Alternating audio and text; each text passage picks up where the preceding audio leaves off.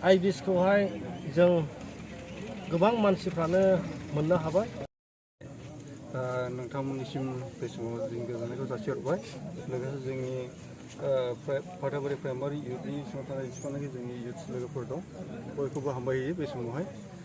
दायो बे समावहाय जोङो जोंनि जेनाखि हाग्रामा सार बिपिएफ सरकारनिफ्राय जोङोहाय जेनाखि मोनबा आसुनि जे गेरेन्टिफोर जोंखौ बुंलांदोंमोन बे मोनबा आसुनिखौहाय जोङो जोंनि हाग्रामा सार जि सरकार बिपिएफ सरकार सालायनाय लोगो लोगो जों मोननो हाबाय। इलेक्सननि बिटिसि इलेक्सननि जों मास मोनथाम मोनब्रैनि उनावनो जों मोननो हादों।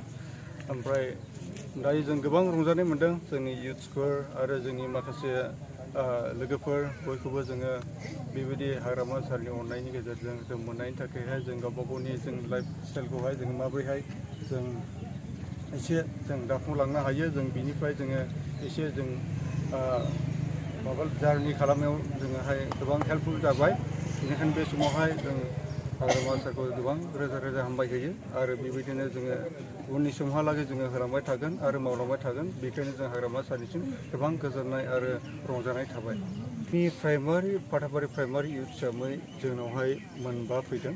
बे मोनबाखौहाय जोङो जोंनि प्राइमारि इउथ हिसाबै जोङो राननानै जोङो लाबाय। लोगोसे जों बेजोंनो गोबां जोंनि नांगौफोरखौ बा जोंनि खामानियावहाय जोङो गावनि न'खर सुंथानायावहाय बेजों मोनसे जों आवगायलांनो होननानै जों सानदों आरो जों हागोन बेजोंनो।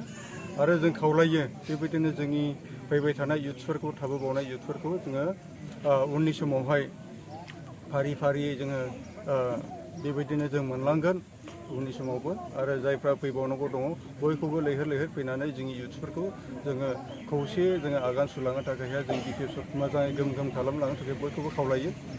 जाहाथे जों बयबो मोनसे थांखि लानानै मोनसे सरकारावनो जों थानानै बयखौबो जोङो गावबा गावनि थांना थानायनि थाखाय जोङो बे माबायावहाय जों आवगायलांनो हायो बेखौहाय जों बयखौबो खावलायनाय थाबाय।